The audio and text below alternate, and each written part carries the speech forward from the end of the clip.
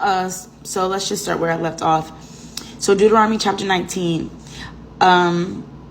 When we arrived at Kadesh Barnea, skipped a few sentences, I said to you, you have now reached the hill country of the Amorites that the Lord our God is giving us. Look, he has placed the land in front of you. Go and occupy it as the Lord, the God of your ancestors, has promised you. Don't be afraid. Don't be discouraged. But you all came to me and said, first, let's send out scouts to explore the land for us. They will advise us on the best route to take and which towns we should enter. So the Lord has already given them this promise that he's going to get them to the promised land. And that they're going to be good. They're going to be taken care of. They've now reached the promised land. And once again, they're lacking in faith. Instead of just going down there, they're asking to get some scouts to be sent out there, to look at the area before they choose to occupy it.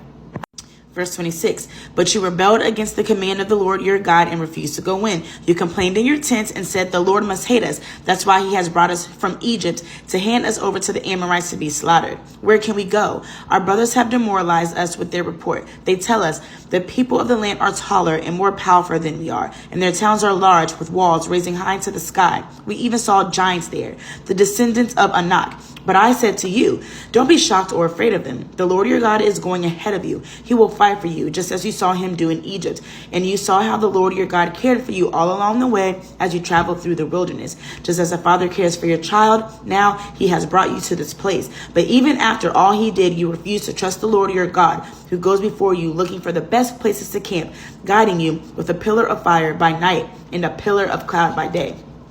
When the Lord heard you complaining, he became very angry. So he solemnly swore, not one of you from this wicked generation will live to see the good land. And I swore to give your ancestors.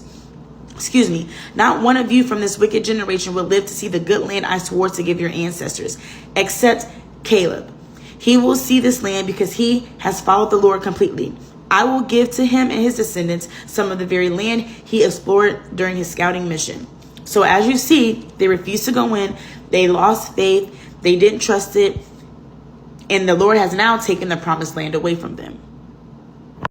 So they travel for 40 years through the wilderness, through all these tribulations, up and down. Who knows? Being thirsty and all types of stuff. Heat. Who knows what type of weather. It's 40 years.